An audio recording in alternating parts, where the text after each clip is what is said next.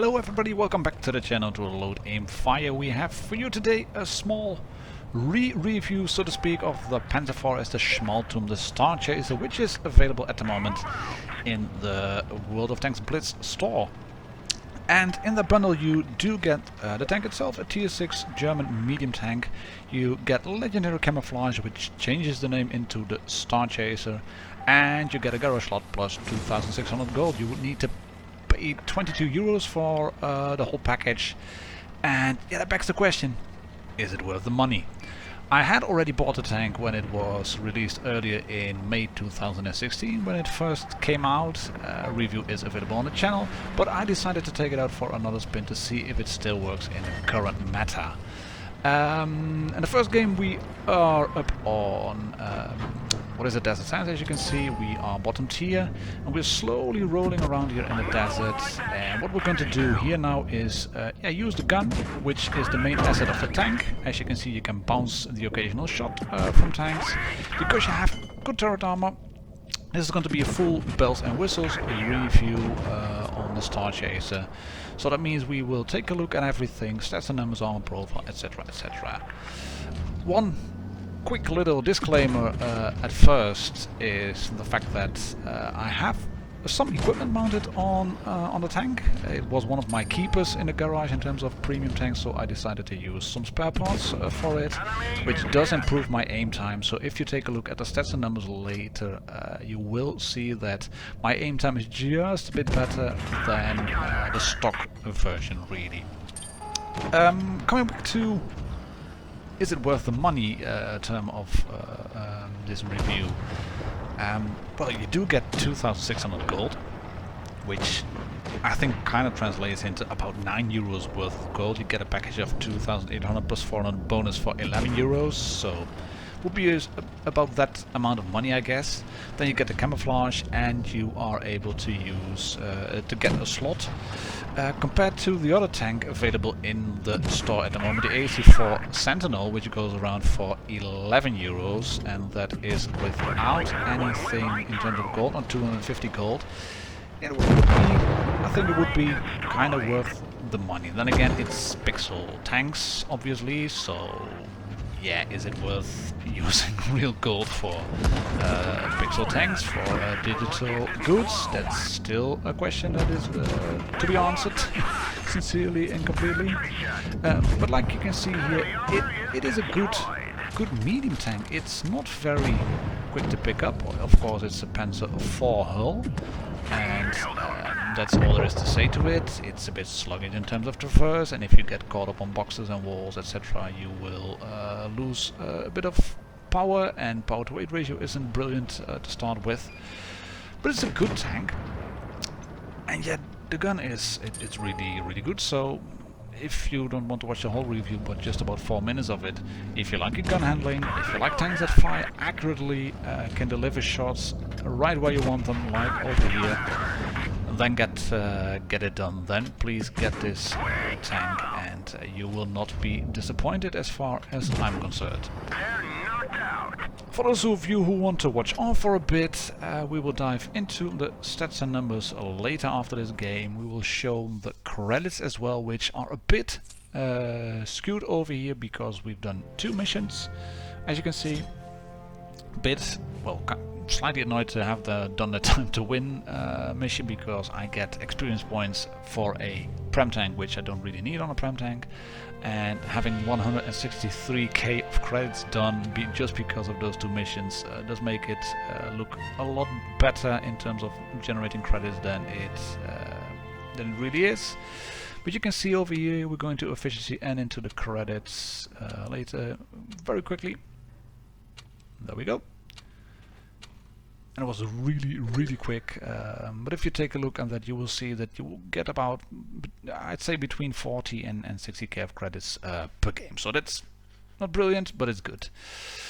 Like mentioned, The tank is about the gun. All of the gun stats except for the alpha damage are the best in terms of class. If you look at the tier 6 medium tanks mostly, if I use calibrated shells, my penetration is even better than all of the other tanks. The Sentinel and the Cromwell B have better penetration numbers on the AP, but I decided to go on the tank with a calibrated shells just because I knew already that this tank was about the gun. And I know I can hit the targets anyway, so what I wanted to do is really make it happen, really pan every shot. You can see the weapon handling again really good, except for the Cromwell B and the Fury having a bit better in terms of gun pressure, but minus 10 degrees, that's okay. Movement and mobility, it's all green on the right side, which means you have it worst, and 140 credit coefficient, not brilliant. But hey, it's a tier 6 premium tank. If you want to get the big bucks in, then you have to get a tier 8 premium tank. Also hit points not the biggest in class, and view range only 240 meters. And if we then take a look at the armor profile, as you can see here, this is from the perspective of a Churchill gun carrier, which has a whopping 214, I think, penetration on AP, so that will go straight through. This is the M36 Jackson, pretty good pen numbers as well, as you can see. That will go straight through the front of the tank. You might wiggle a bit and catch them on the left and right side cheeks or on your gun mount, and if you are at range, yeah, you have more chances of hitting of tanks bouncing you. But if you're held down against, say, a Wolverine, yeah, that's going to be very much fun. If you are held down against a AT2, it's going to be much fun.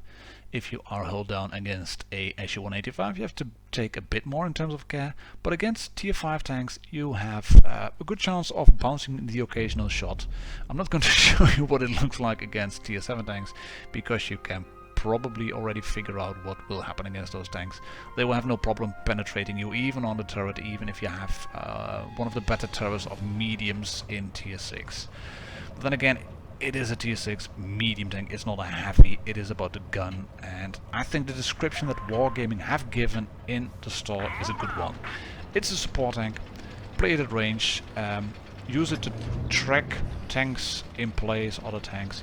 Don't expect to bounce anything on those sides, because they do look funky and sci-fi and Star Trek and Star Warsy, but you won't catch any shots on them. For those of you who have been wondering why did I select those 3 games we are showing now, I'm trying to make a kind of new series of reviews done where I just play 2-3 games, and if they're worth showing one way or another, because I either lose them or I win them in a really good way, then I'm up to posting them, really. What I want to do with these is just show you 3 games that I played with the tank, just because it was possible, just because I played them and decided to go straight ahead with them. Here we go, shooting the Kpfw IV. He's damaged. I can track him in place, but we pass just back too quickly. I make a bit of a mistake, should have gone for that VK earlier and already back down, because I got shot in my turret side here, I think. We're losing the upper pass anyway, and I should have just backed down and not tried to get so much shots in onto the Kpfw IV. You can see I can put him straight through. I do have quick aim time, but he manages to dunk a shot into me as well. And I've lost way too many hit points. If I hadn't been shot by the Kpfw IV, I could have taken this VK down just a bit better. You can see what I'm trying to do now here. Track him into place. He shoots me as well, but we can go. Hold on now. Shoot his cupola. There we go. Thank you very much. I'll punch a shot.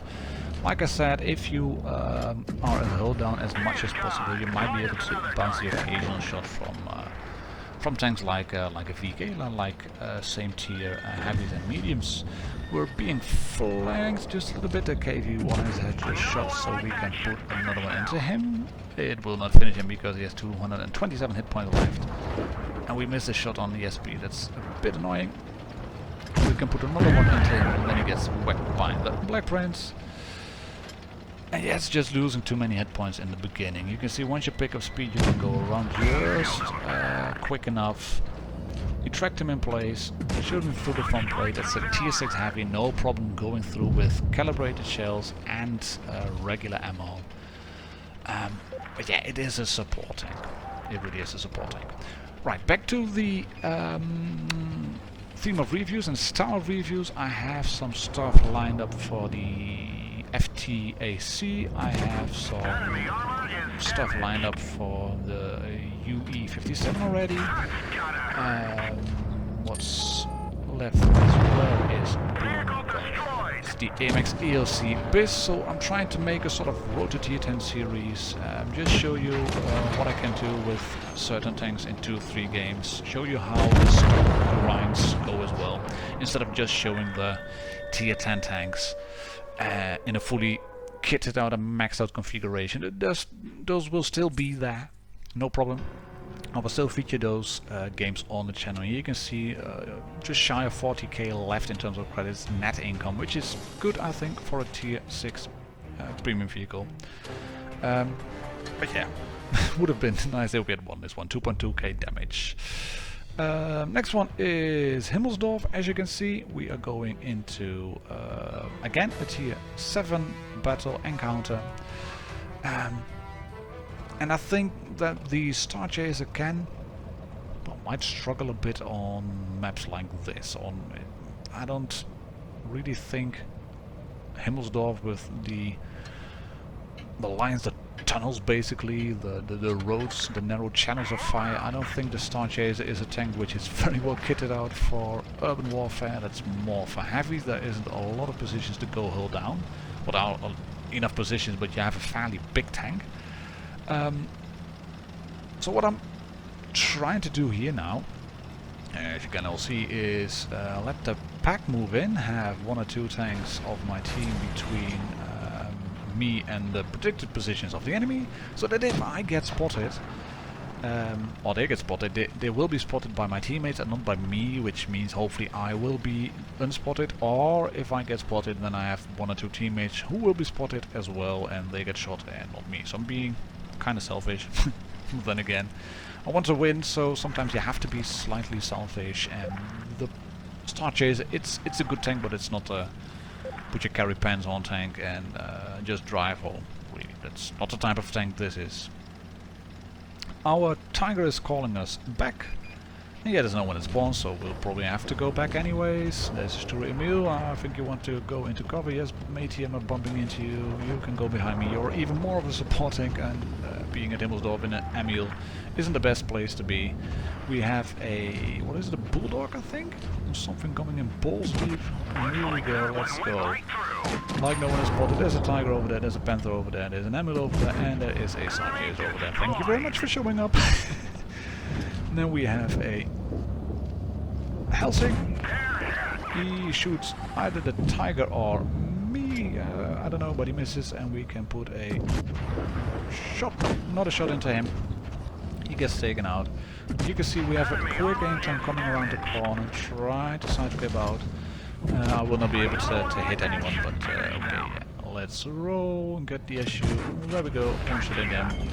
Sorted, 2 kills. That is the Dracula over there. He is getting rushed, DPM traded by the Panther. So I'm happy to help out over here. And normally something I wouldn't do against a Dracula or other tier 7 tanks which have more points than me is bump into them and ram them. But I managed to block him into place to make it easy for that for the Panther to shoot him. So we're going to roll in again. 88 left. We have a Tiger left and a Tiger P, and I'm going to show you in a second. As we turn around to the left, I'm going to shoot the Tiger P. What the armor profile looks like of a tier 7 heavy. And there it is. You can see lots of possibilities to shoot him, but you have to aim properly. And there we go, through the front plate, no problem. And then there is a Tiger left over there. Shoot him on the tracks. Don't immobilize him, unfortunately. We're going to shoot him through the front plate, and there we go. You can see the gun is good enough. You can dish out damage like that with no problems. And we get the last kill as well for a whopping 28 hit points. Righty, that's it. believe there's one on a second class and a Leverschleißers medal on Hemmelsdorf. As you can see, again 36k credits net income. You would be able to gain more credits if you don't use the expensive consumables. It's always a good thing to do. And I hope I've kind of given you my opinion on the tank. Is it worth the money? I think it's a good medium tank. If you like a tank that is about the gun handling, if you like good guns, then this is a tank to go for. If you're looking for an OP premium tank to boost your win rate, then look somewhere else. Catch you all on the next one, ladies and gentlemen, tankers of Blitz Universe. Cheers and happy tanking!